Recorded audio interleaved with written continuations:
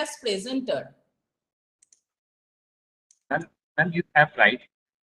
Okay, I can make Dr. Shruti make presenter, but cannot make Mr. Jha. Probably he is already the presenter, right? That's why. Okay, no problem. Thank you. So a very good morning to all.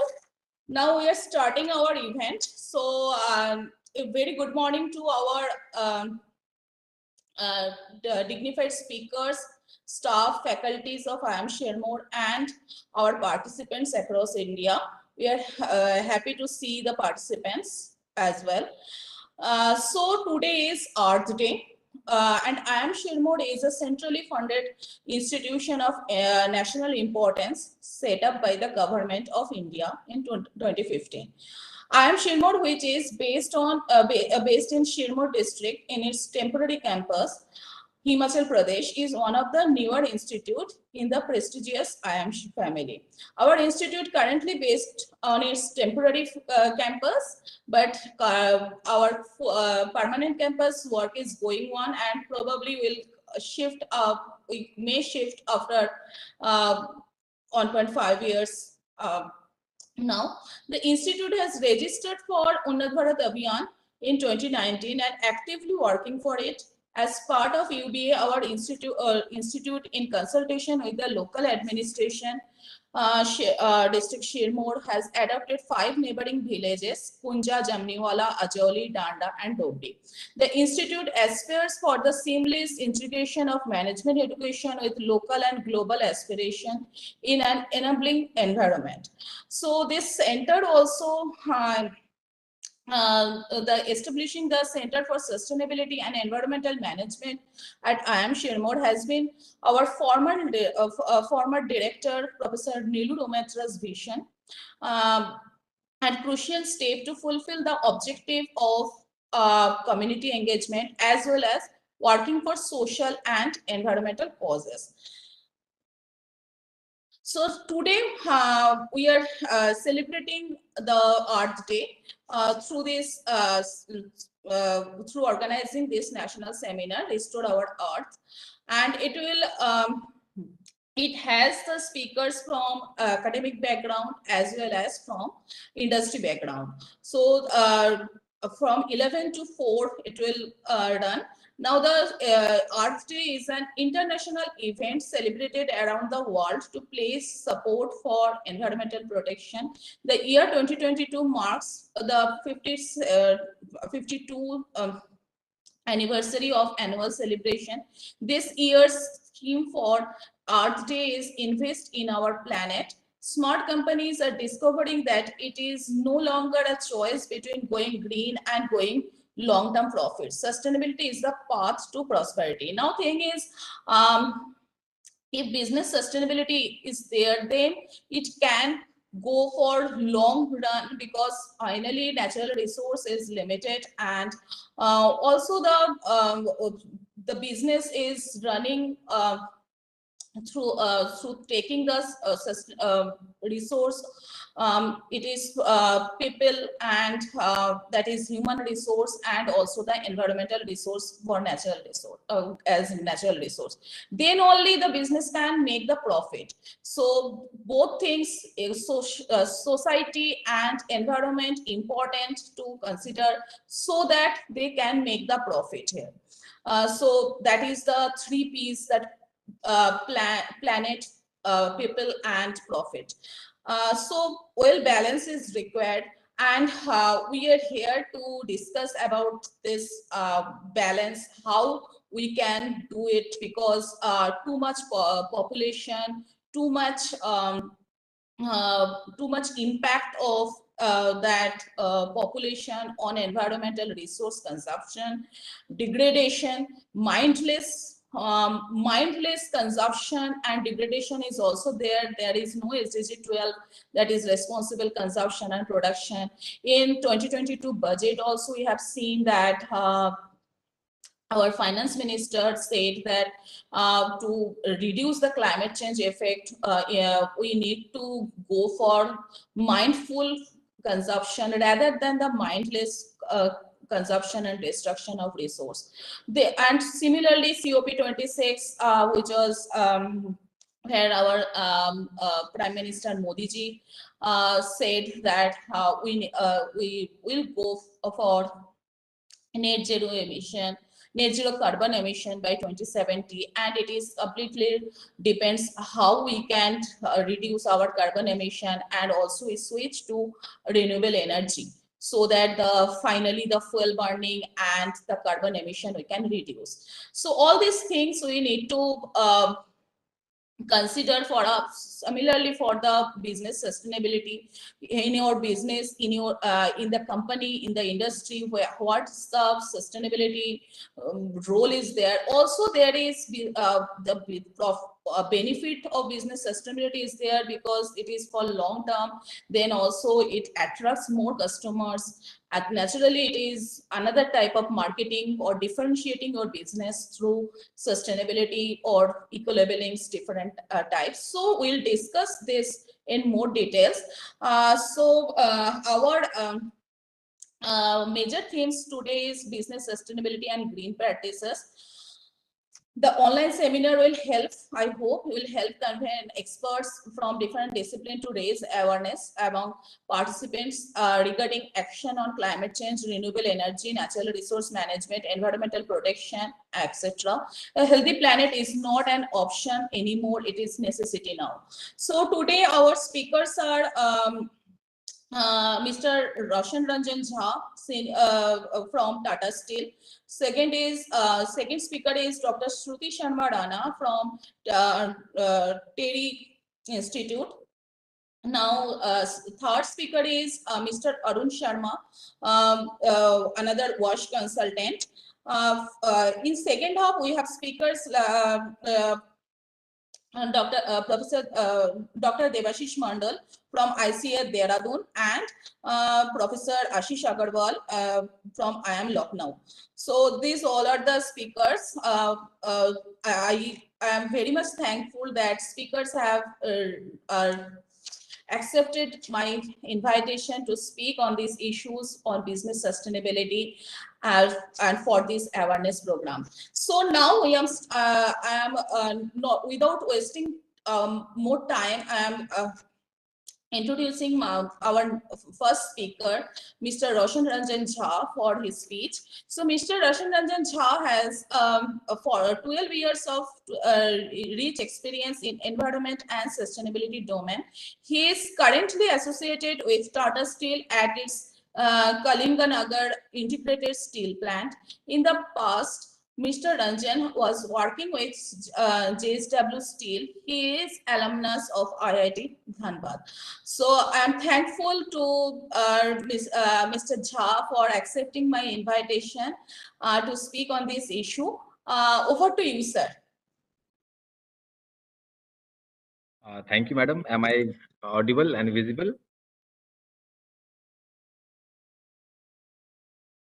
Okay, so first of all, thank you very much for giving me this opportunity and this platform to speak to the participants. Okay, and as an environment profession, share my experience and how we do it at industry. Since I am the first speaker for this event, let me tell the audience in a brief about Earth Day.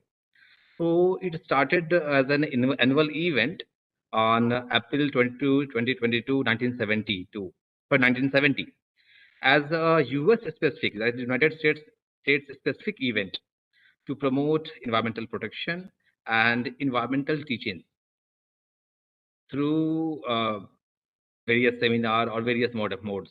Okay, it actually became international in about 1990 when more countries started participating into this event, and now after maybe about 15, this is in 52nd year actually of being celebrated. So now it's a global environmental awareness event for the environmental protection. The theme for this year is Invest in Our Planet, as you all are aware.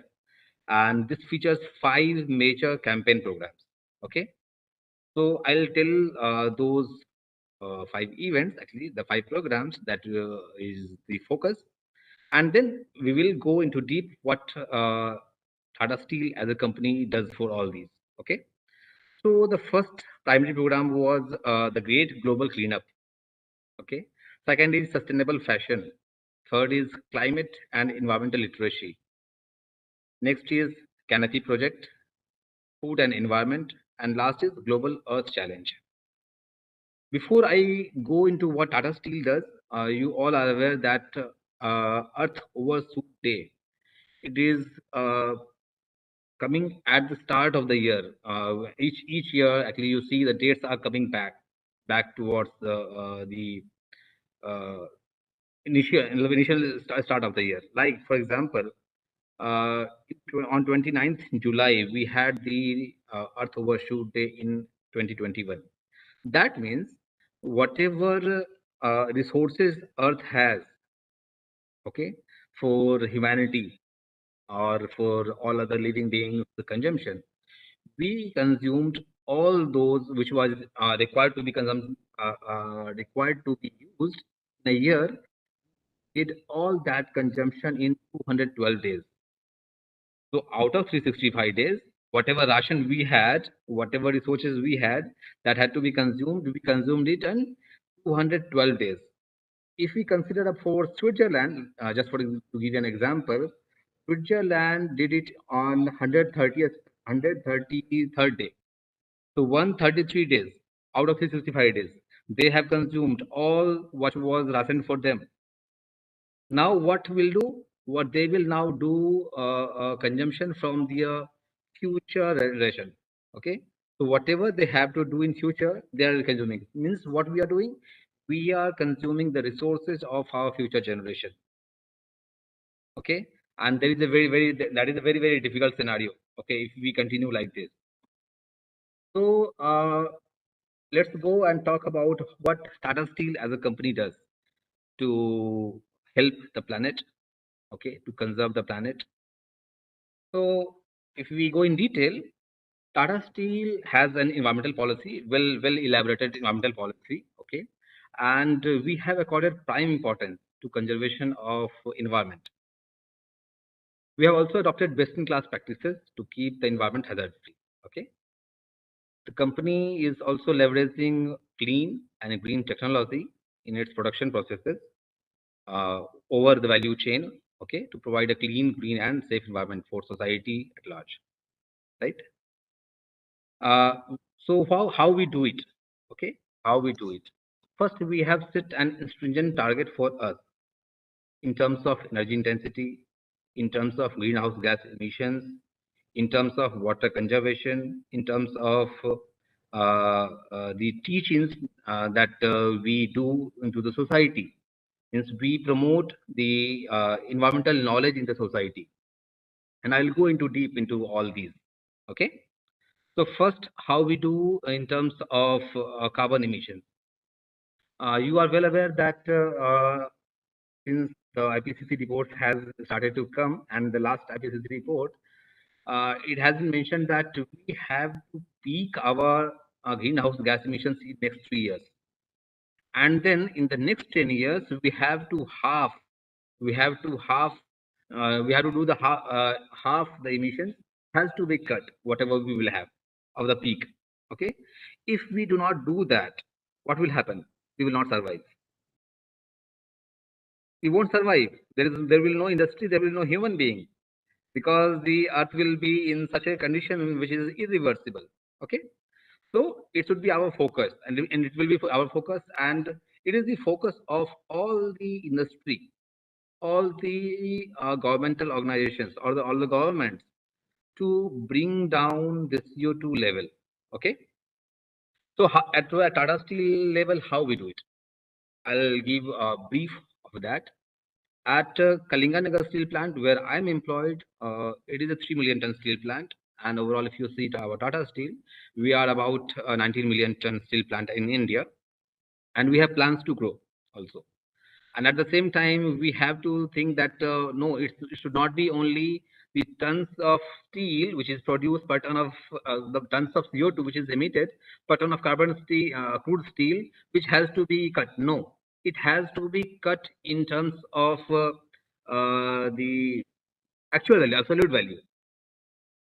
It should not be we are increasing our crude steel production and we are cutting at the same time we are also cutting down our emissions. No, it has to be in such a scenario that if TCS is increasing, if the crude steel production is increasing, our GHG emissions should be cut maybe in maybe 5% or 10% every year at that level. Okay, so how we do it?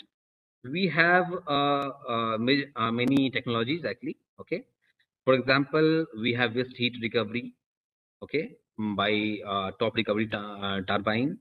We have coke dry quenching, this is called CDQ also, you might have heard about it.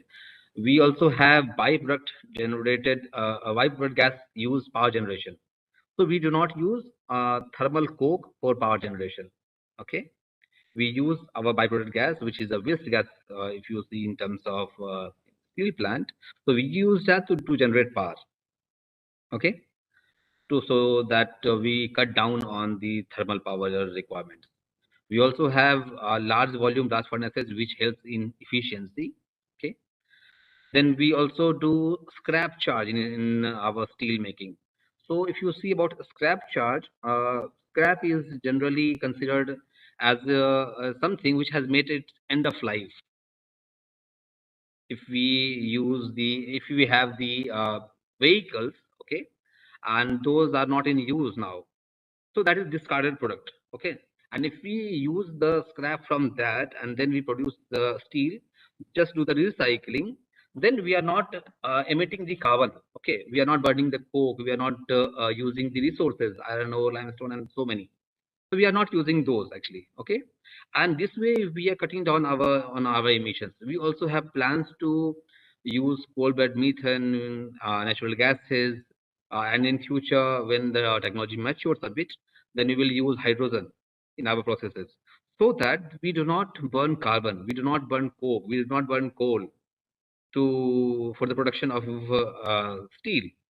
We know we can't survive without steel. Steel is something which is quite necessary for us to survive, okay. And we use it in everyday life, okay, in various parts. If we see automobile, we see home construction, we see bridges, infrastructure. So everywhere steel is required, but this steel has to be green. We cannot afford actually going in future with huge carbon emissions. So we are working on that, and we, if you see, last 4-5 years, we have cut our CO2 emission by over 20%, and we have plans to be at less than 2 level by FY25, and we are also changing these targets to more stringent targets actually, okay, so that we do it a bit fast. Then at local level, if you see, we have many equipments, air pollution control equipments, to control the dust level inside our plant. Though it's something which affects the local population only. If we see, not a global pollutant, it is basically. But yes, we have bag filters, we have electrostatic precipitators, cyclone, and so many. You would appreciate that we are early mover into that also. For example, at present, the Indian government norm is we have to have our stack emission at 50 mg per NMQ. Okay, so there is a limit provided. We planned, actually when we planned 15 years back, we planned it at 30 level. That we will, since government norm is 50, we will be at 30. Now, still the government norm is 50, but we are moving to be less than 10. So we are early movers. Be it the carbon emission, be it the dust emission, because we value that once we have the dust emission, it basically affects our own employees, our machinery, and our people who are in the neighborhood, and we care about them. Okay. Next, if we see about the water, so we have minimized the water consumption. Our plant is going to be ZLD very soon. That is zero liquid discharge, means whatever water we consume, whatever water we consume and the waste water is generated, it is completely treated. Though even it is right now it is completely treated, but still there is some water that we feel. It is just a feeling that we might be having some leakages here or there.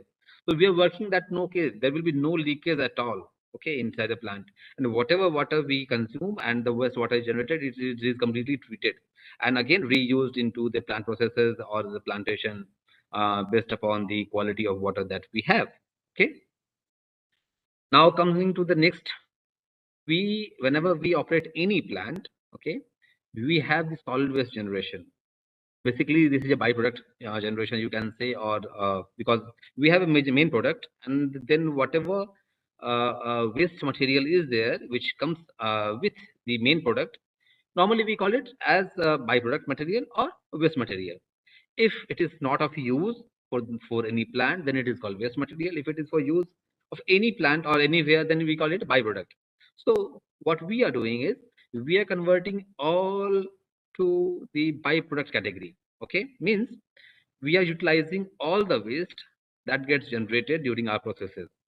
Okay, either we provide it to other industry so that they cut down on their natural resources consumption. Okay, if they use this, or we send it for road making, and so we have 100% utilization at present, if you see. Okay, now coming to the awareness, because we also feel that awareness is key. The public has to be aware, and what best if we empower our future generation, okay, on environmental awareness. So with that, we started Green Skill project in collaboration with Terry. You also have a presenter from Terry. She might be aware that we had partnered with Terry, and we started the Green School project. Okay, and it started with initially started with 10 schools, and then we went to about 30 schools all over India, wherever our operation is. Okay, and what we do over here, we select class 6 to 8 students. Okay, of the schools. Okay, and then we provide them the uh, curriculum, and then hand holding on various themes of environmental importance. For example, energy, water, forest, biodiversity, waste, and climate change. Okay. So this awareness event started in 2017 in collaboration with Terry. And at our location, that is Kalinga Nagar, we have about 8 schools at present. Okay. And in 3 phases, okay, and right now the 4th phase is running. So in 3 phases at event, it had outreached about 1 lakh students. That is an enormous number. Okay, if we reach those kind of numbers, teachers and also community members, because when we speak with students, when we onboard the students, then we also onboard the parents. In various the events, we ask the parents to help the award, to make some videos where they are present also, they are helping. So they become aware. And then we also have community impact projects. With that, we reached out to community so that the message goes to everybody. Okay. And you would appreciate that the Ministry of Environment and Forest selected this project to present at the special session in the India Pavilion at COP24. Okay, and it has also been recognized as a replicable model for environmental education in local communities, and shared by Think 20, that is T20, as a policy recommendation at the G20 summit in November 2020. So we are doing it all. We are actually thinking in 360-degree solution for environmental problems, and all the policy support, the management support is there, and we are willing to make some positive changes into the environment and to help the planet.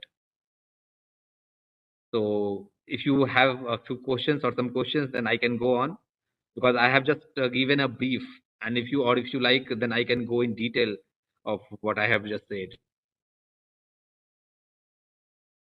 Mr. Jha, is your Tata is already famous for its business sustainability and CSR practice. Right. So if you can focus, if you can say something about CSR, because sometimes Tata's heading slogan was that we also make steel.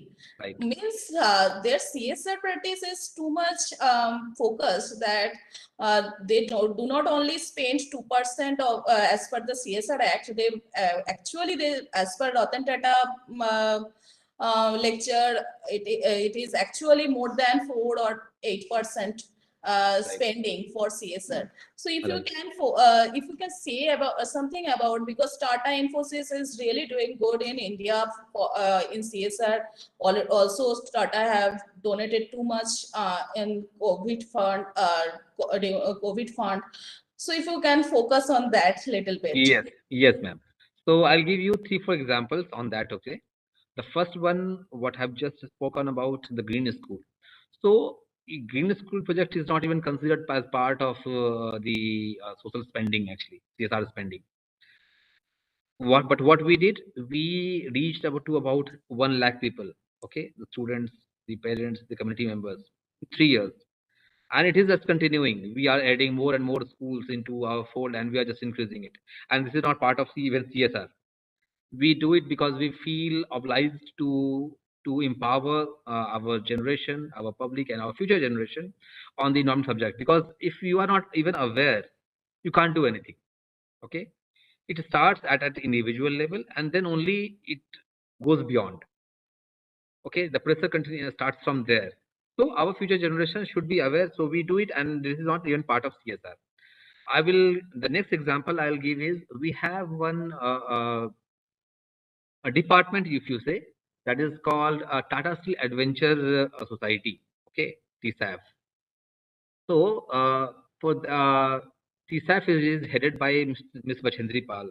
You are aware that she is the first lady who conquered Everest. Okay, so it's headed by her. The team from Tata Steel went to the Everest, okay, and they brought down all the waste material that is there. So the focus was not just to go over there to just conquer the Everest, but the focus was whatever plastic or waste we have on that pathway, we should collect those and we should bring that down, so that it becomes waste free. Second example. Third example I like to give, that 2 years back, before the pandemic started, we had one event where our team started from Haridwar, okay, and they came all the way to Havra, okay, in the Ganga River. So they started the journey from there through the river, okay, and in the whole journey that took about 1 month, they collected the waste. They reached to many places in between, actually, and they propagated this environmental concern that we should protect our water bodies. We should not allow the wastewater to go into the rivers. So we did that. Okay. And let me give you the next example. We have a society called TSRDS. It was earlier called TSRDS. That was Tata Steel Rural Development Society. Now it is under Tata Steel Foundation. And there we have a team, okay, which focuses on many aspects. Now let me give you some of that. So we focus on agriculture. We focus on health. Okay, health, agriculture of wherever we work. Okay, in the vicinity, maybe 10 kilometers or 20 kilometers, 25 kilometers, or even 50 kilometers. So we, wherever there is a problem, or we perceive that there could be a problem, we just go there. Okay, we provide them all kind of help, which cultivate, which variety to be used for cultivation, if they have any problem of water, if they have any problem in the soil. Okay, so we provide wholesome solution for all those. Okay, then we are into agriculture, then we are into health, then we are into education, then we are into the like for adolescent ladies, actually. Okay, when they, yeah. So when they go to that, so we just try to promote the culture of what you call it that use of Tata has something for NGOs as well and yes, disabled people and old age people. yes. So we do that also. है ना? So मतलब it means all kind of things that wherever you say that if there is a problem, okay, in any facet, not only in terms of environment but any facet, we are there. We are there to help the society, and we feel that it's our obligation. We also help the tribals to revive their culture, preserve their culture. For example अगर उनके पास मान लीजिए if they are there and उनके पास जो साहित्य जो होता है उनके पास जो लिटरेचर उनका होता है तो over time it is not being used or the persons from that society they feel bit कि नहीं उसको क्या करना है उसमें तो कुछ होने वाला नहीं है करियर नहीं है but Tata Steel promotes that so that they become a brand ambassador of their culture. They know their language and then they can go to some stage and then they can promote that. Means indigenous culture Yes, promotion yes. So we do to all those kind of things. save the community. Right, Community right, its ownness of community. Yes. right.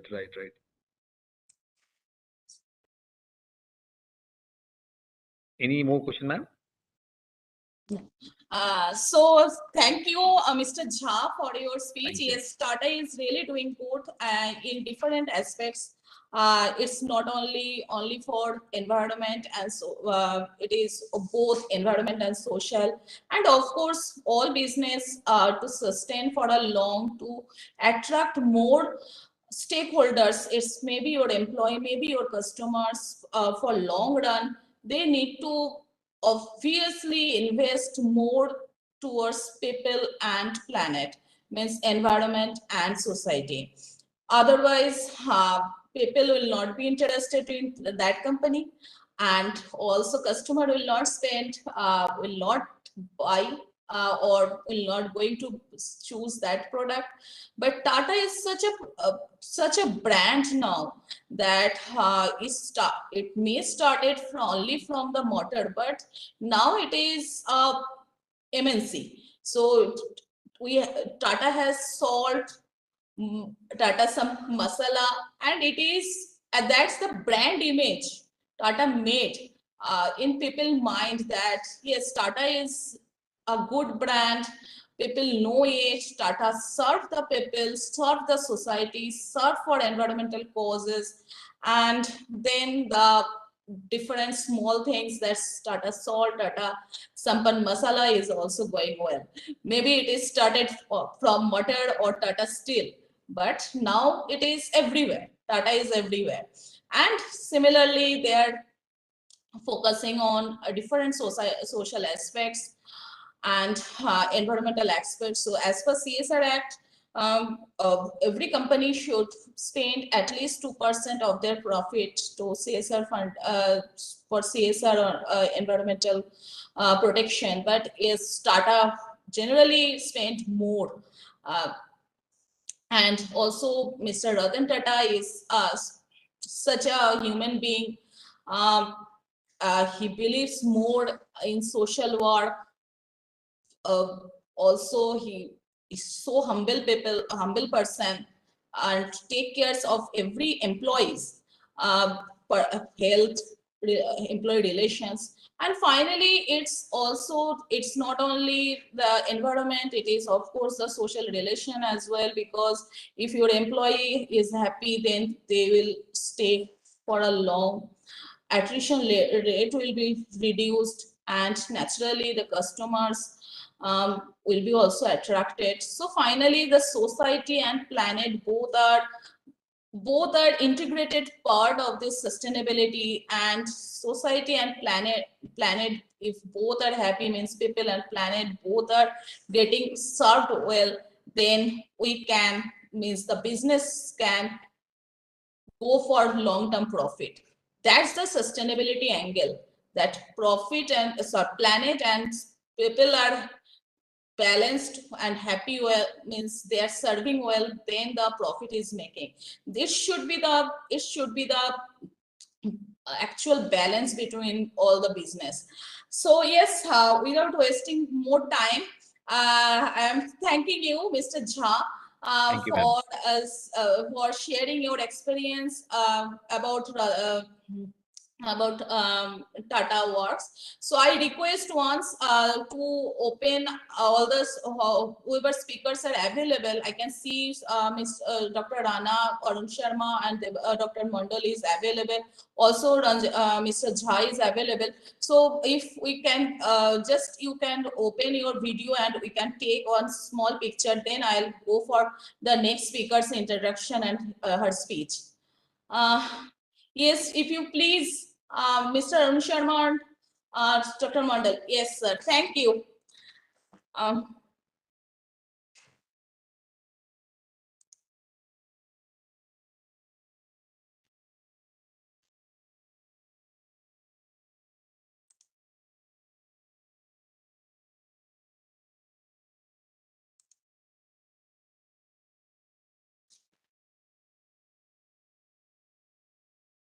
So yes, thank you for being with us. Now now you can switch off your video if you wish, or you can stay with us. Now I am introducing our next speaker. Dr. Shruti Sharma Rana is a doctorate in business management and postgraduate in marketing and strategy management. She is quality-oriented professional with 20 years of experience in academics, research, marketing, and sales. Training and consulting educators and corporates for motivation, communication, effectiveness, behavioral training, developing emotional quotient, and competency mapping. She also developed expertise in pedagogy, skill development. Dr. Shruti has a proficiency in strategy for business sustainability, change management, blue ocean strategy, and marketing management practices. Served in organizations like Indian Express, the Hindustan Times Limited, and WPP concern, strategic planning, business development, alliance management, corporate communication, consulting across publishing media, so and interactive media. She is also associated with Ministry of HRD as a resource person. So currently she is associated with TERI. SAS. Dr. Shruti volunteers as a mentor for Udyan Shalini program. She trains and guides girls selected for scholarship by the government for the program. So you are for women education. You are also focusing on women education and women empowerment. Good to know. So Dr. Shruti, I am happy to happy that you have accepted our invitation and you are here to speak on this issue of business sustainability. Now it's over to you, ma'am. Thank you. Thank you so much, Dr. Ghosh, for the lovely introduction. And it's a pleasure to be invited here at IIM Sirmaur and to speak on the auspicious occasion of Earth Day. So amongst professional, and lovely to be here with all of you. I would, my presentation would be based in around sustainability as a way forward for corporate, as an obvious corporate choice. So Mr. Ranjan spoke in detail about the applicability part of sustain, how Tata as a group has been implementing practices and processes related to sustainability. So for me, it would be giving a holistic view. I mean, I will talk about the business case of sustainability and why is it the need of the hour and why is it the only way forward for the business organizations. Thank you so much. Before starting it, I would like to share my screen. I would share my screen, please. Let me know, Dr. Ghosh, yes, if you have Yes, I have given you that presenter right. Please check. I hope you can see my screen. Yes, it's visible now. Please. So, as I've mentioned, the topic in which I will be presenting today would be sustainability as an obvious corporate choice and sustainability as a way forward. Uh, before starting the lecture, I would like to famously quote, about quote Albert Einstein here. And a long time back, Albert Einstein very famously said that we cannot solve our problems by using the same thinking which we created them. And this sounds so relevant when we look at the conditions in and around us. So the kind of problems which we have today, which we all are facing today, are complex problems. Mr. Ranjan sir mentioned, or most of the problems, where businesses are facing today. And when we look at the solutions of the problem, as mentioned in the quote, we cannot look at the ways which we've been solving problems. We need to change our paradigm. We need a paradigm shift here. We need to change the way businesses operate. So we need a drastic change in the way we operate our businesses. So that is why when we look at business sustainability as a domain, we see that post-COVID, post-2020, we see that the companies are looking at this way. So when we talk about to traditional times which we were in, and the way in fact, the way while I was in school, I learned in economics that air and water is free, rest everything comes with a price. And now when we look at the conditions today, we see air being, when we talk about water, air being polluted, we don't get the good quality of air, and water has now been, in the stock market, water is listed now. So we see that the environment, the conditions are changing at such a fast pace.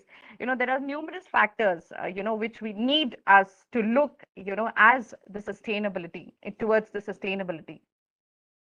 Now, when we talk about business sustainability, the thinking which we use in the, understanding the sustainability aspect is the systems thinking approach when we talk. And systems thinking approach, in fact, all of you can say here, in fact, is, when you look at this screen of mine, it shows that economy is a subsidiary of environment and society. And that is how we need to look at. So basically, Earth or planet or environment is where we live in, and development is what we do in order to survive, right? So whatever we do, whatever we work, whatever businesses we conduct, whatever things we do for the development, it has to be aligned towards the society and environment. Whatever decisions we take, whatever processes, it needs to have that kind of a thinking. The systems thinking approach has to be there. And this is where I say, so when I look at it, so in order to survive, in order to thrive, when we look at this term of sustainability, it has, it is being, I see a lot of people when I go, it has been interchangeably used nowadays by CSR or ESG. But sustainability as a term, it is a very simple term, which means thriving in perpetuity. Brundtland Commission, UN Brundtland Commission gave a definition of sustainability that taking care of your current needs while taking care of the future needs as well. So again, thriving in perpetuity, again, being responsible, taking the ownership of your business and not harming the environment and society in and around you. Traditionally, when we see the businesses, the way businesses, most of the businesses still in India, 80% of the businesses where they operate, for them, it is more about profitability aspect. It is the outcome aspect, not the process by which you achieve that profitability. We have been, misusing our resources. We've been not aligned to the society and environment in the way businesses have been functioning. And that is the reason we face what we are, the challenges or the complex problems which we are facing today. We live in a world currently which is a VUCA world, which we say that it's volatile, ambiguous, uncertain, and a complex world. So VUCA world, when we talk about VUCA world, this was a term which was coined, during the Afghan war by the US. And, since then it has been practiced. And we say that it's quite an ambiguous world. When businesses also, they say that, VUCA world has, there is less of predictability there. You cannot plan 3 years or 4 years in advance because you never know how the business conditions are going to change, how the business environment is going to change. And currently, post COVID, it has shown that how much vulnerable we as species are, we as businesses are. This Earth Day event, I had a lecture before that, and I was addressing my student, and we were talking about restoring Earth and saving the planet. And a very beautiful perspective came out of it. And we said that we don't need to save the planet. The planet would save itself. It is us who are at danger. Earth knows its business more than we do. So they know Earth has been an ecosystem which is the most sustainable system. Things which are aligned towards environment and society are the ones which are taken forward. Rest, everything is perishes. Dinosaurs were not able to survive. Who are we as human species if we don't work in sync with environment and society? So that's typically my point, and that brings me down to VUCA world in which we are, and the kind of problems which has led to are the complex problems. So in systems thinking, we say there are two kinds of problems. One is a complicated problem, which has definable problem. You have an adequate knowledge. There is an algorithm, which can be solved by computers. There's a process to it. So if you would do that process right, the solution would come. So there are easy problems, which are complicated problems. And then there are complex problems, which all of us are facing today.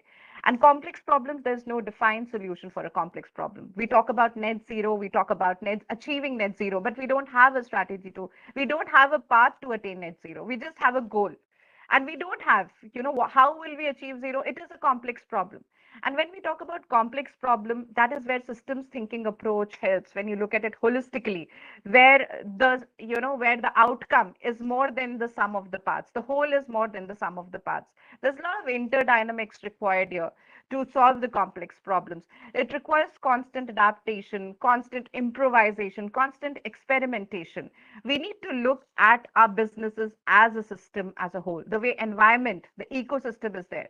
So where is the solution here? What is it about? Where? So we'll come to that way. So this is where I'm saying that we live in a VUCA world. We have complex solutions, problems in hand. We don't know the solution as it. So how are business supposed to, I was listening to Mr. Ranjan. I heard Dr. Ghosh also talking. When we look at businesses right now, and I approach a lot of this when we go to forums and we speak to business leaders, the way the approach to sustainability is very different. I call it as snow blindedness when it comes to approach of sustainability, that it directly relate with environment. And when you talk about environment, there is a snow blindedness which comes, which says that it is going to incur cost. So if is going to hamper your profitability. So that is why when we talk about sustainability, it gets very less traction from the top management. There are very few companies like Tata who have sustainability in the strategic objective, in the core of the organization, where it seeps it down to the grass bottom line level in the processes and the practice which they do. But 80% of Indian firms are still struggling with that, where they see it as a cost, where they don't see it as a business case. We don't get business sustainability does not get attraction. So when we here discuss the case of business sustainability, we talk about people, planet is okay, but we talk about profitability here. We show them that how using the strategy of sustainability, it would lead to profitability. How is it a good bottom line strategy for you where you earn profit? The need for business sustainability is what we talk about to get the traction. We say that it is similar as digitization. Digitization in your business organization also costs. So why can't you look sustainability as a digitization, where it would obviously increase your productivity, your resource efficiency, the way and it would increase your business. Something similar, look at sustainability as is. So still a constant struggle, lot of struggle on the awareness bit, as I mean, a lot of initiatives are going. So when we talk about, we go and talk about the case of business sustainability, that why you need to look at sustainability, these are the points which we talk about. The first thing is longevity of the business. The kind of environment which we talk about. There was a report by McKinsey, and McKinsey came up with this big report in 2018 about the lifespan of Fortune 500 companies. And McKinsey say that in 1920, which is 100 years ago, the lifespan of Fortune 500 companies was 80 years. And now, exactly when in 2018, 98 years after when they did the same survey, they found out that lifespan of Fortune 500 company has shrunk to just 18 years. So most of the Fortune 500 companies are not going to be there by 2030. So this is the constant struggle, longevity of business. Businesses are unable to keep this. There's a question of survivability here. It's a question of keeping your cash flow on. maintaining the business continuity. When we talk about business sustainability, businesses look at that as business continuity, cash flow. Stop looking at the profits, look at the continuity, surviving, keeping, thriving in perpetuity, longevity of the business.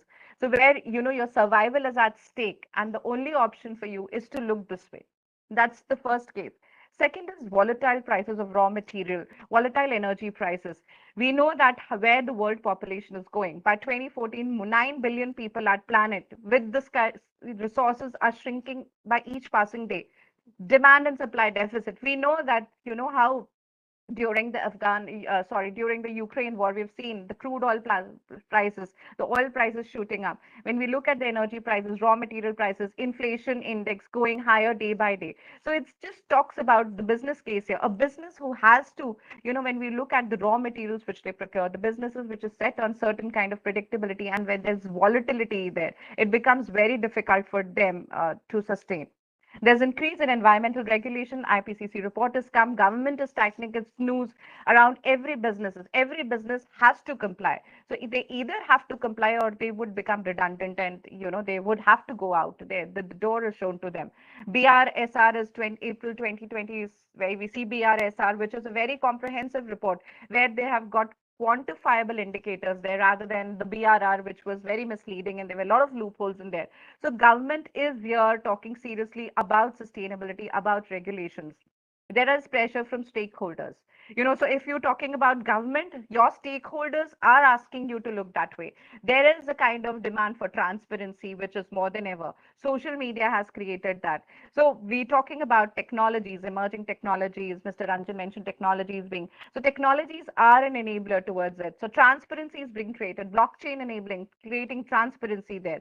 So when you have to, so transparency leads to trust. Trust leads to loyalty. This is how we work in marketing. So when you look at it as a constant pressure for this from the stakeholders, so either be good by doing good.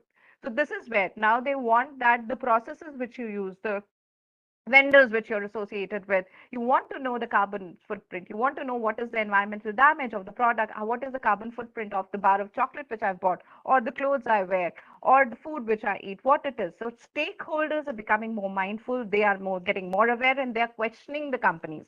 So now there's a constant pressure from the stakeholders to look that way. They're competitive forces, your competition is doing that, everybody is doing something or another.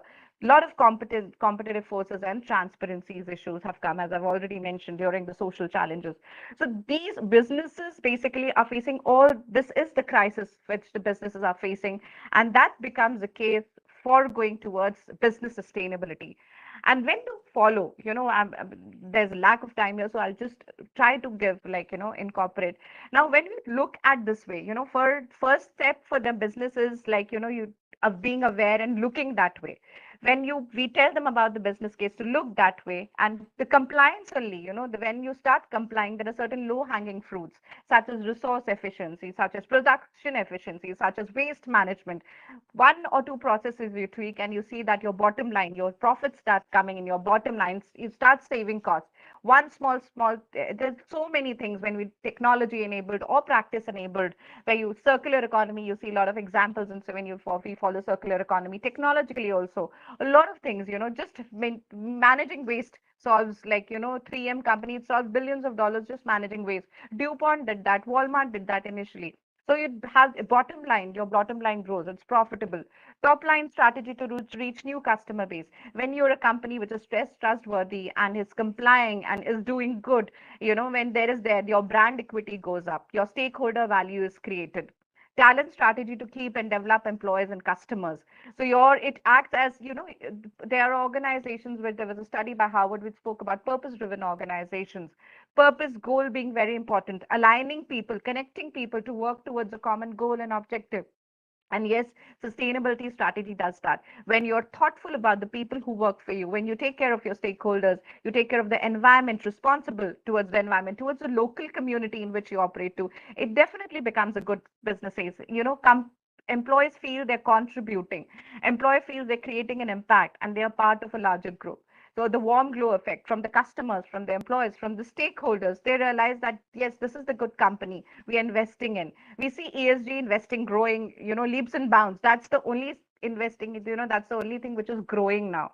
So ESG investing is what we call them, companies being screened. So sustainability, this is what is the benefits when you follow the strategy of sustainability, business sustainability, comply, your bottom line, your top line, and your talent, your people within the organization. So it becomes a very good business case. Now, we've discussed that how, why is it a need, business case for sustainability, what kind of impact it has when you use sustainable practices.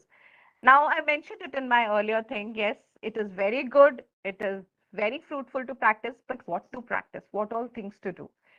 So when we talk about sustainability, and here we are talking about a complex problem, and here we don't have any one right way, and there is no one shoe which fits all, or there's not one solution to fit all. So there's a lot of interdynamics involved.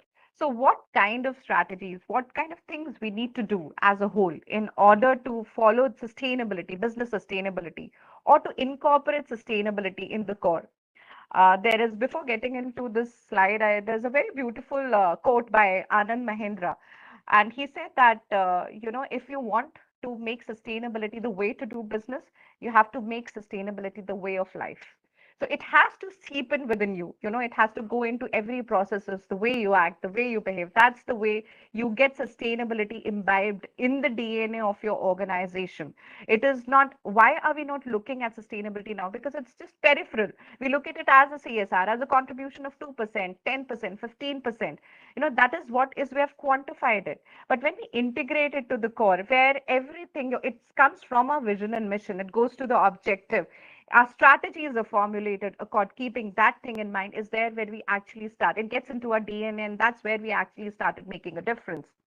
Now, what is the foundation we should take care? Because there's no defined. So we look at the business, or the system, not sorry, business, but the system which has been there forever, which has been the most sustainable system, which is our ecosystem. And if you look at the ecosystem, it's been one of the most sustainable entities so far. Now we look at what does it do? How is it? What are the basic foundation or basic tenets of sustainability of our ecosystem? So from there we derive these three important tenets. What are the three things a core or foundation of a business should be laid? The first goes as connect. So when we look at Amazon rainforest, or we see that there's a lot of interconnectedness. There are patterns, and you find, if one species, you find very so many variants of flowers, of animals, of even small worms. So there is a lot of interconnectedness. There's a lot of interdependentness. So that connectedness becomes very important. Collectively, symbiotic relationship becomes very important. Collaboration becomes very important here. So that is one key where we talk about, and networking becomes very important here. How can waste of my can become a raw product of yours, where you save costs? Circular economy, derived from this thought process tenets. Second is adapt, evolve and adapt according to the changing conditions. Adaptation becomes very important. Quickly, change management becomes very important. Slow tenets of change every time for a bigger, to encash on the bigger opportunity. So you make change, you make adaptation, you make evolution as a part of your whole business process. You experiment and redesign. You see, we innovate. Nature always innovates. If you see, there was a species of frogs with loud lungs which was found in Australia. So we always find, because the frogs could breathe through the thing. So nature quickly innovated and experimented and redesigned. Coming up with a species like that. So similarly, we need to constant innovation becomes a key here, and technology becomes an enabler for innovation. So adaptation becomes very important. Connectedness, networking becomes very important, and innovation becomes very important when if we have to practice business sustainability.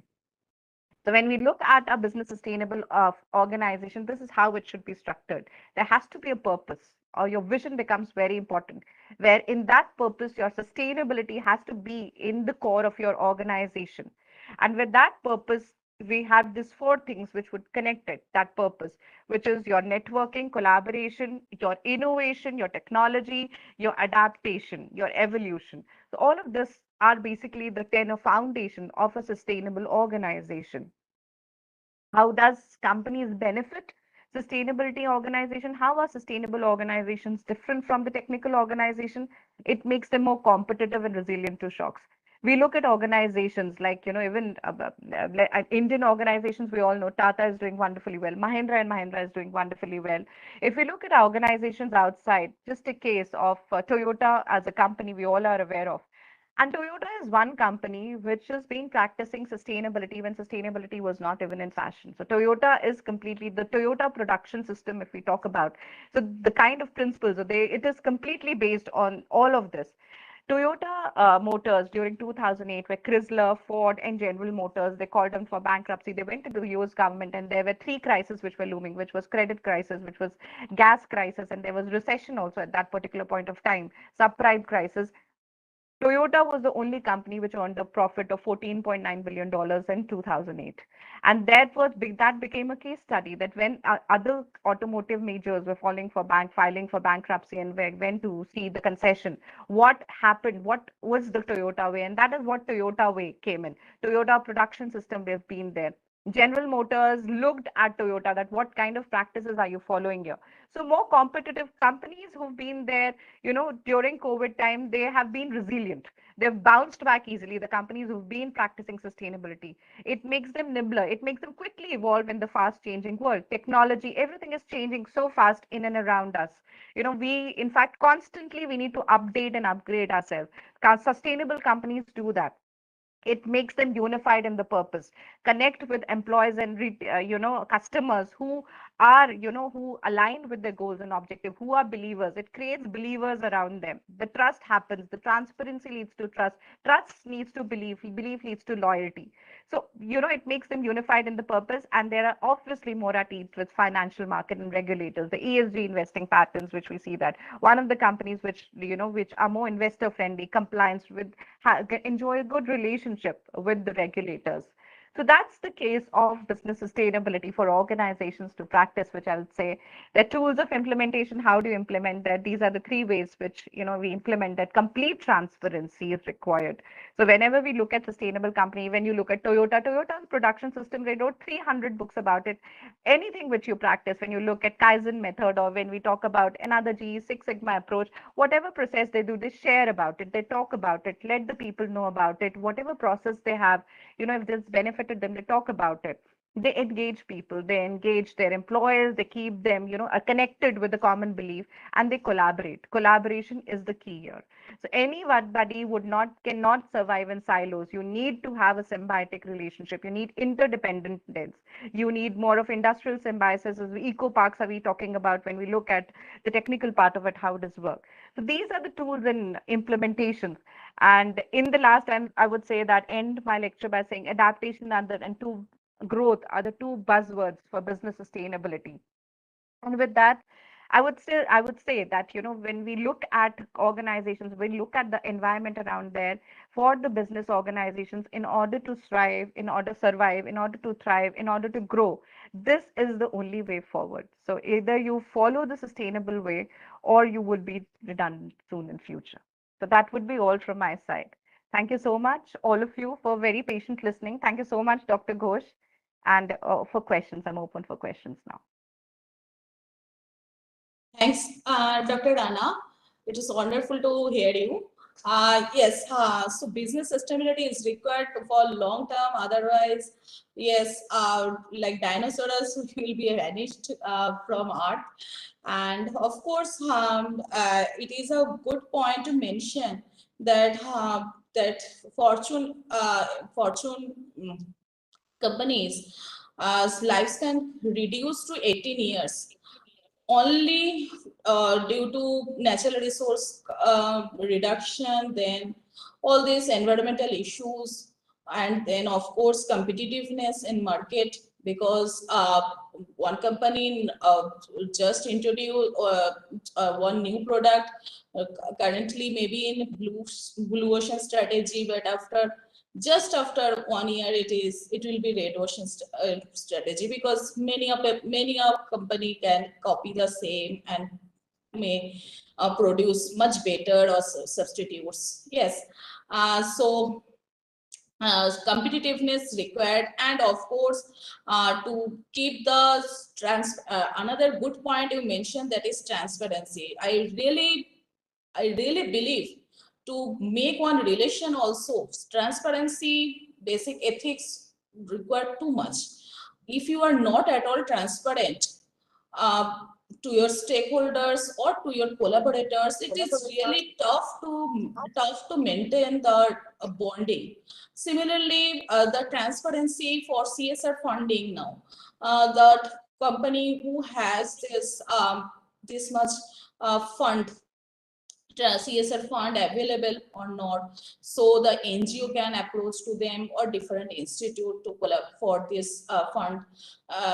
So yes, for CSR funding also transparency, disclosure of this statement that this much fund is available and we are open for CSR activities. It is transparency is required everywhere, for your collaborators, for your stakeholders, for your customers, that what is the product I am getting and what is its flaws, of course, and advantage.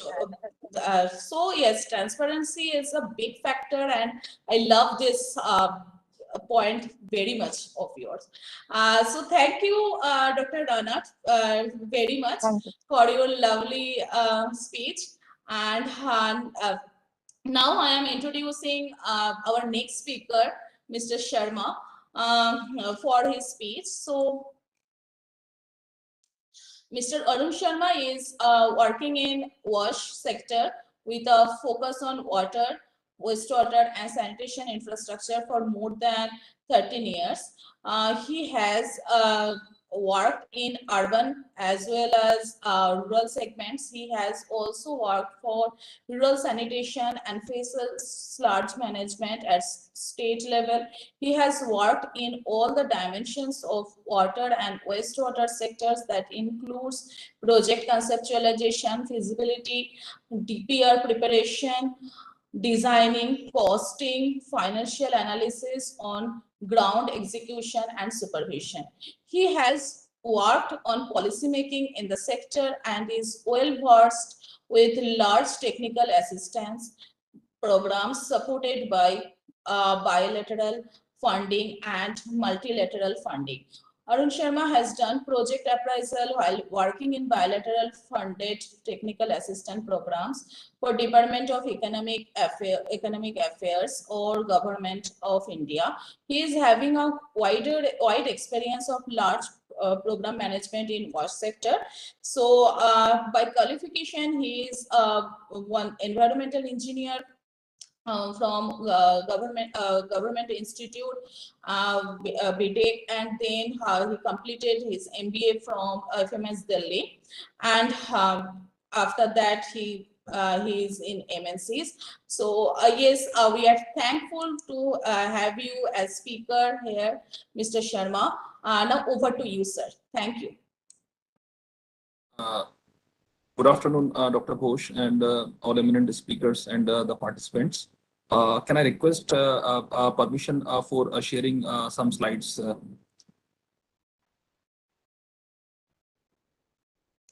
Yes, just a few minutes. So it is, I have given you this right. So I assume that it is visible to all now. A very warm good afternoon to all the participants in this seminar. So, I mean, rather than saying the Earth Day today, every day is Earth Day for us. I mean, every single day, every single moment, I think we have to work upon toward the environment. Means whatever small steps we can take to make our environment, our Earth sustainable. A lot of very amazing, very good discussion has already been done by two speakers, Dr. Rana and Mr. Jha already, about the businesses are being run, how the business sustainability is important, how the industries are actually focusing on this particular area. So since I have been working into the ground implementation, how the government is actually taking care of all these things. So I would be discussing something revolving around how the government of India, how various state governments are implementing some various schemes, and at the end, how each and every one of us, each and every individual of us, we can contribute towards the cause of environmental sustainability. Ultimately, means adding to this cause. So what means we understand from the environmental sustainability is simply sustainability means anything which remains as it is uh, at any point of time, after 100 years, after 10,000 years, or after 10,000 years. So what Harvard Business Review suggests that sustainable practices are which do at minimum do not harm the people or the planet, and at best we create value for the stakeholders, and focus on improving environmental, social, and governance performance in the area in which the company or brand has a material environmental or social impact. So Harvard Business Review has also has mentioned this somewhere. I just took this source from their 2016 business case for sustainability. So ultimately means whether it is a government, it's a business, or we as an individual, we all have a responsibility to make our actions sustainable so that this earth remains livable. So in simple terms, means if we can see from the representation of graphics, means what do we understand from the, at least I understand, means like blue I represent as the water, and green I assume that the earth. So suppose in 2022, you view both of them in this color. In 2032, if we are not actually addressing all these environmental challenges, then I think this color is getting degraded, and then it can go up to this level. Means we have actually experienced in Delhi also in the previous few years, the pollution level reached to the more than 900 or 1000 RSPM level at the time of October to January. So this sort of situation is already there in many metro cities. So this should not be the sustainability plan. So it should be like this every time. Means even after the 100 years, we should remain like this only. So need of sustainable development. As we have seen that the population has been growing exponentially. So the increased population is actually causing stress, a very heavy stress on the resources which are available, whether they are natural resources, the water, minerals, or food, or anything. So a lot of stress has already been there on the resources which are available with us, whether they are non-renewable or the renewable. So ultimately, we are moving toward making our Earth means a non-livable planet. So what is the solution? The solution is sustainable development. So sustainable development is basically something. Means whatever we are doing, we have to obviously meet our current requirements. We can't compromise our business growth or anything which we aspire to, which we are passionate about. We have to do that thing also, but keeping in mind the sustainability aspects also. Like a very general thing which we say that if you are cutting 10 trees, you have to grow 10,000 trees. Yes, but these things are there only in the books. Means the practically there are very few firms, very few departments which are actually implementing all these things on ground. So these are some the sustainable development goals. I think we all are aware. Means everything we have to cover. The goal number 6 is like clean water and sanitation to all.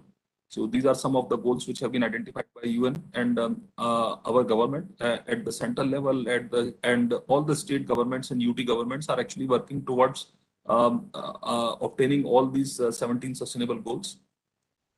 So what does industrial sustainability imply?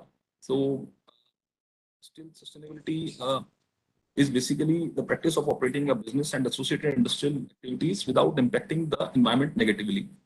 So industries which are environmentally aware, they don't only focus on the profits, though they are considering the social impacts on society and the environmental degradation also due to the industrial practices. So like, means Tata is obviously one of the pioneer which are actually implementing a lot of solutions. I know means Tata were the first actually to use the recycled water in their power plants. Like in Delhi also, there are certain plants which are run by some other different agencies, some NTPC, they are using the recycled water, recycled sewage actually to run their plants internal operations like PT and DM activities. So all the industries which are actually now understanding the need for the sustainability, they are actually focusing on the environment. They are actually reusing whatever waste actually they are generating. So they are trying to reduce their waste, they are trying to reuse their waste and then recycle whatever maximum they can do. So as a business manager also, as I assume that all the most of the participants in the discussion are basically the future managers who would be running the business or either on their own capacity or while working towards working in a big organization. So as a business manager, you are not only responsible basically to run the business, to grow the business, you are also responsible actually to make business sustainability. And the sustainability is not in only in the terms of the economic sustainability, it will be the environmental sustainability also. Till you are actually maintaining the environmental sustainability, other all sustainability are actually going to not going to help you for a long run.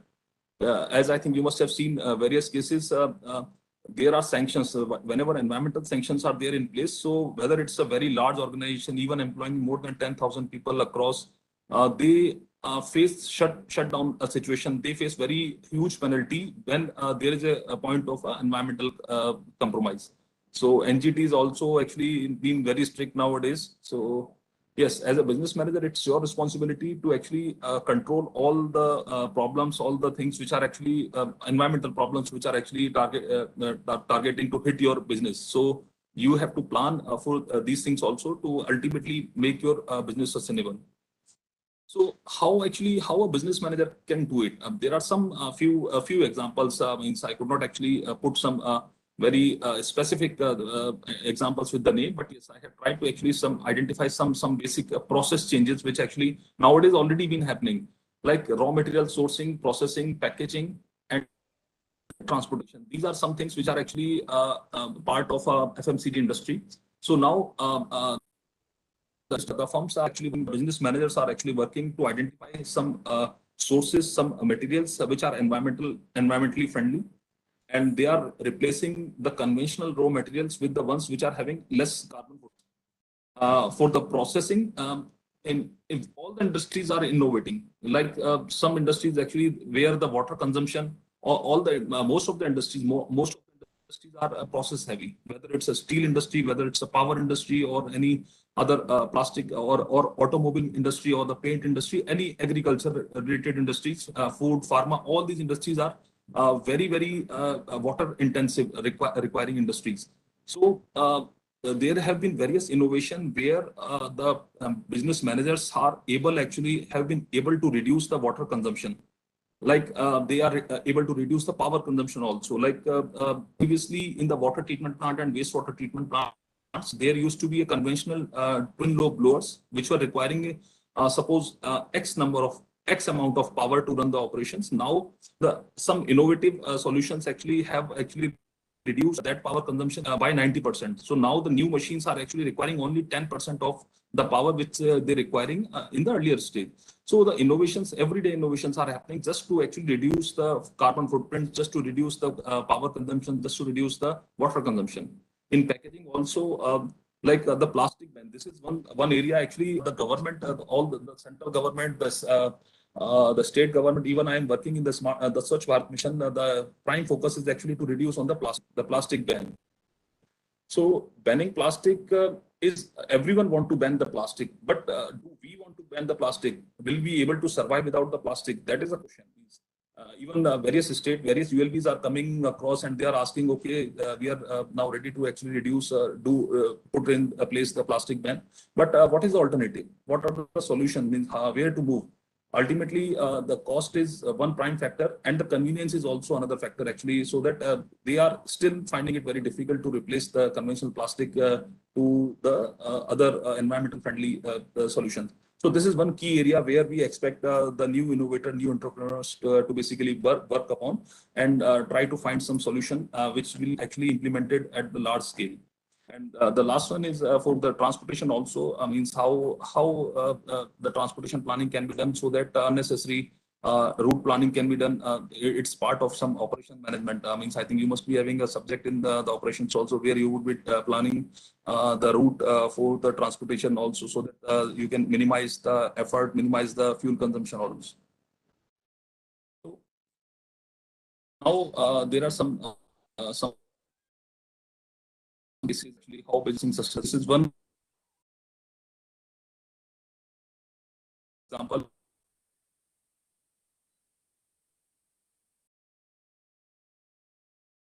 This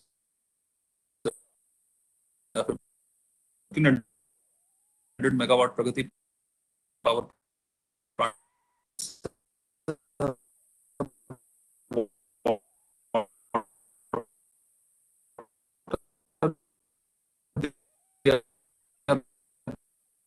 they are actually doing its then uh, uh, uh,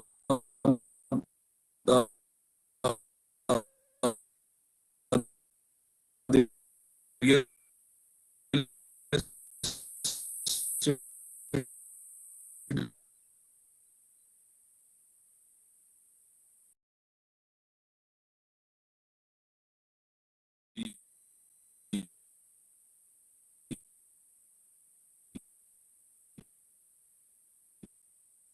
utilization of natural light can find the water on most of the government buildings, even in the smart city mission and other than so that the requirement of power uh, other instruments which many of the organizations are putting in place. So reusing and reducing the fresh water, fresh water and other conventional energy resources.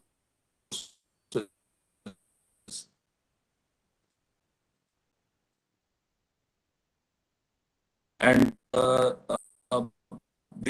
there have been various other schemes which were previously, but the solid waste management has remained a very big challenge for the state government, for central government, for urban local bodies. But now there have been various innovative solutions like the source segregation is being promoted. There is a very good case of Indore Municipal Corporation. So you can always read about Indore, that Indore has been awarded as the first rank in the Swachh Bharat Mission, Swachhta Sarvekshan. The reason being, Indore has actually worked on the ground level. They have actually worked on the information, education, and communication part and capacity building part from the citizen, even a single citizen level to the highest level of the municipal body, like the municipal commissioner. So they have covered capacity building exercise to all of them. And now people in Indore are actually taking care of their city, taking care of the solid waste management at individual level. If you are traveling into the Indore and you are just having some snacks at any street hawker, and once you finish, then he keep an eye on you, and then just at the end, he himself will tell you that, boss, you have to actually put this dry waste or this wet waste into this compartment. This has already been identified. So this sort of capacity, this sort of awareness is there among the people. So this has been a very good case which we can actually try to implement, and many cities are actually following those footsteps. So here I have tried actually to collaborate some data, means how water scarcity is there in our country. So you can see that this is the projected world population. In the year 2020, it was assumed that it is around 780 crore, and by year of 2050, it would be reaching to 1,000 crore.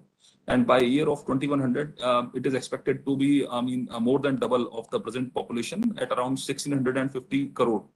So the water availability, you can see the water availability in the year 1951, the year near to the independence of India, the water available per person in India was more than 5,000 cubic meter per year. But now at this juncture, it has already, means in the year 2022, it has already reached to very near to the 1,000 cubic meter per year. So we can see that almost the water availability per person has been reduced to almost 20% to what we had more than 70 years back. So the solution for them are basically, we have to actually address all the challenges, like our water consumption practice also we have to check, and there should be a focus on the water reuse, reduce of the water consumption. There are many things which are already been there. I will share, means in the next slides, how the government is actually trying to tap all these problems. So these are some numbers. Anyway, so this is something. This photograph I captured, I think, a few months back while I was traveling from somewhere, and this is a place very near to Delhi, and it's not any hill station. It is basically a pile of waste. This is situation in almost every big city in India. You can see, you can go, means probably not in Himachal Pradesh, I think, because the population is not so high, so you would not be able to see such high mountains of waste. But yes, in Delhi, you go to Gazipur, you go to Karnal bypass, you go to Okhla. Everywhere you will see such hill stations which have been actually created by putting up the waste. So this is the situation across all the cities, and means now government has to spend a lot of money, multi-millions crore rupees are already been invested on remediation of these dump sites. But the challenge has been the awareness at the individual level. We have seen even really also means that the waste which has been actually generated at our household, that has been actually packed in black polythenes that has been tied, and those black polythenes have been dumped without any sort of segregation. I will tell in the later slides how we can actually reduce that waste generation at our home. That I'll show you in the later slides also. So reason for these mountains have been the unsegregated waste dumping without any scientific treatment. So yes, there have been various severe environmental and health hazards due to these, and various cities are actually facing challenges, and now cities are investing a lot of money actually just to address these issues. So what is happening around? Okay, so now I will briefly tell you what the government is doing. It's not about only these things. Government is doing a lot of things other than this also, but I'm just briefly telling you about 3-4 schemes which government is actually doing to address the environmental challenges across India in the rural sector as well as in urban sector. So first scheme is Har Ghar Jal Jeevan Mission. So Jal Jeevan Mission is basically a scheme by the Rural Water Department of Government of India, which is actually trying to provide 55 liter per capita per person per day of water to each household by tap. So even till 3-4 years back, the rural in India, I think less than 15% rural India was getting tap water. There were cases where women, specifically women and girls of adolescent age, have to go to more than 5 kilometers, 8 kilometers on an average to collect 20 liters of water every day. So this was a very, very big problem, and there were various associated issues. So our Honorable Prime Minister identified this as a challenge, and they have addressed this by putting this Jal Jeevan Mission in place. And now this Jal Jeevan Mission is actually working across India, and there have been various projects already ongoing on ground, which are actually trying to provide the tap water connection to each and every household. Next one is the Amrut Mission. The Amrut Mission is a mission which has been working to provide the water treatment, water network, and sewage treatment, specifically the sewage treatment across the 500 large urban local bodies, the cities which are having million plus population. At least 10 lakh persons are living in those urban local bodies. So those cities have been identified, and the government is working to provide good quality sewerage treatment system, sewerage collection system, so that the river's quality can be sustained. I think, I don't know, means if many of you have seen the situation of Yamuna River in Delhi. So it is now a dead river. It is very, means even a drain in some hilly areas are much better than the river, the Yamuna River, which now means how the situation of Yamuna River has been converted right now. So the reason being a lot of the sewage beyond the capacity of Yamuna. There is a process which we call the self-purification process of a river. So self-purification process of a river can only happen if it is getting a dilution less than 2 to 3% of its total catchment. But in Yamuna, the water, which is the fresh water, which is coming from the Haryana, from the Panipat, the sewage which has been poured into it, it is more than that water sometimes. So that situation is actually making the river dead, and the self-cleaning process is now not taking place in Yamuna. So it has been converted into a drain. Government is actually working on a lot of sewage treatment plants, but it is ultimately something which is very, very worrisome. And this could be a situation of other cities also. So now government has actually tried to put sewage treatment plants in advance, even considering a 25 years design period. So government is putting a lot of sewage treatment plants across various cities, so that the sewage generated across various households can be tapped and that can be treated. Next one is the smart cities mission, various innovative solutions across all the environmental thing, and various other things also have been put in place in the smart cities mission. And last one is the Swachh Bharat mission. So Swachh Bharat mission has been working on a lot of aspects. It is not only means what we assume once we see the Swachh Bharat mission. So it is not only the sweeping of the roads. Swachh Bharat mission is actually covering a lot of other things.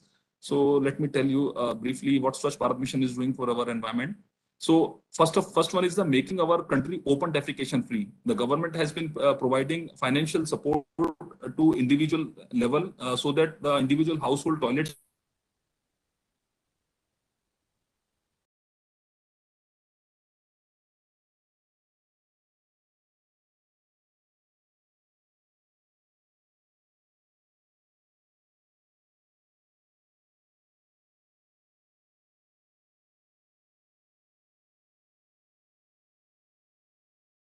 to-door collection of municipal solid waste, segregation of at source for the solid waste, then scientific processing of each component of waste.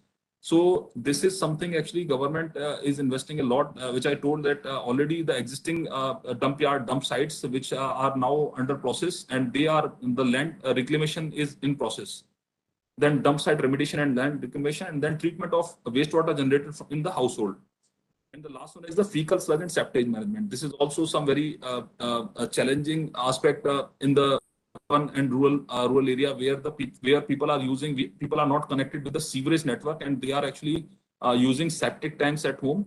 And once these septic tanks are filled, and then the septage which has been dumped openly, so this is also causing very serious health hazards. So now government is investing a lot to actually provide good quality fecal sludge management system, which is actually integrated fecal sludge management system, where the collection, transportation, and the treatment and disposal are being taken care by the operators.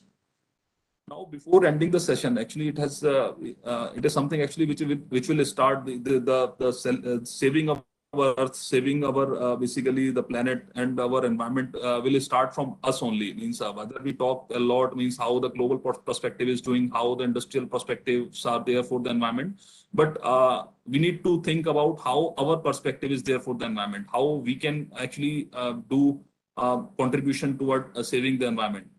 So for solid waste management, I have just tried to put two specific things for the solid waste management and for the water conservation. So for solid waste means you can reduce, you can reuse and recycle. How? So whatever waste is generated at our home, I'm sorry, ma'am, means I'm actually going to the individual level, means rather than discussing the business perspective, because I think business has already been told by the eminent speakers already before me. So they are actually more good in that.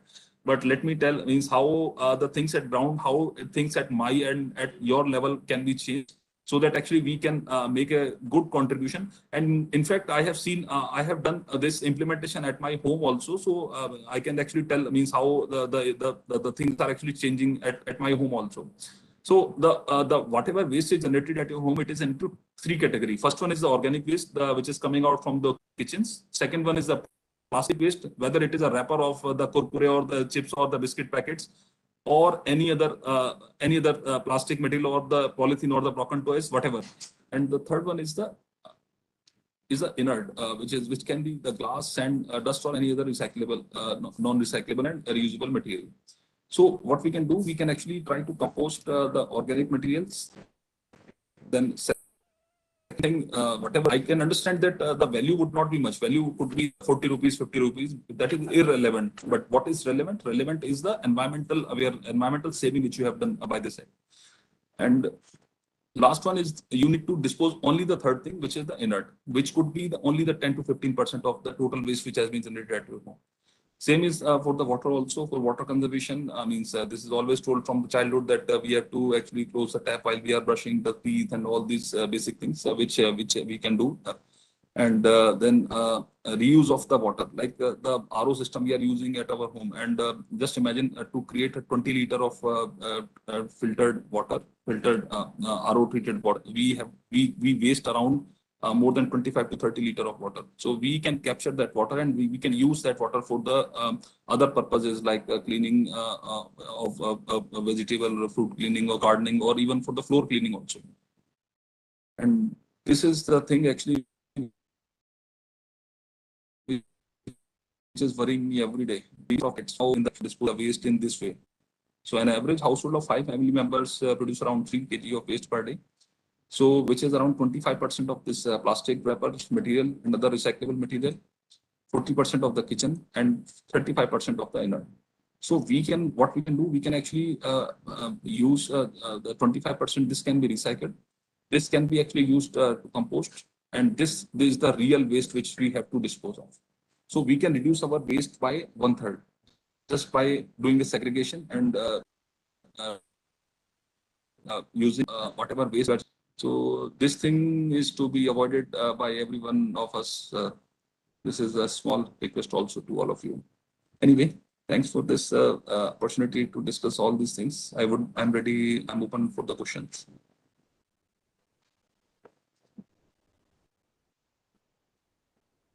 Thank you, Mr. Sharma, for your wonderful speech. Yes, we need to do the dry waste and wet waste segregation every day at our home and everywhere in our organization. We also here implement the waste segregations techniques, and we advise our housekeeping and other stuff for the same.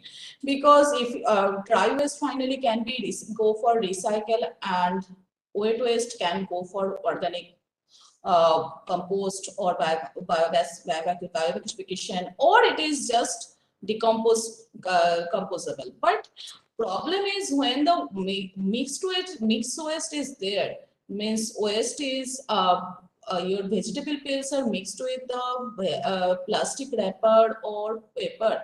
This plastic will not allow to compost it completely. So that's the problem. Otherwise, organic waste and dry waste, if you are keeping it separate, it has some different uses. So every material waste is not actually waste. It is of course a material, of course a resource, and it has further uses. So your plastic can go for recycling, and it has some resale value.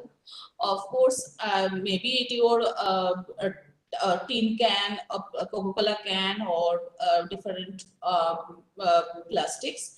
And similarly, organic waste, it can go for organic composting, biocomposting, vermicomposting, biogasification. So it has different values. Nothing is waste. Of course, it's all our resource, all our materials, and we need to go for circular economy, circular material management. That's the only way to avoid that waste heaps in our city, in our country. So it is a beautiful speech to hear you, Mr. Sharma. Thanks for accepting my invitation. So I'm now. Thanks, ma'am. Thank you. Thank you. So if any if other panelists also Dr. Neha Sharma is here, I can see. So if you wish to just give a say one two lines, any speakers, you can.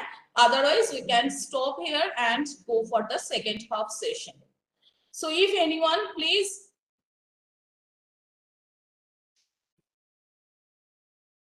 Okay, so now our second half session will start after 2:30. We can start. So we'll be there. So Dr. Mondal is here with us from beginning, and he has speech in second half. Thank you, sir, for being with us. Okay, so I am stopping here, and you can leave the session now. And all the participants, please join by 2:30. Thank you. Thanks a lot to all.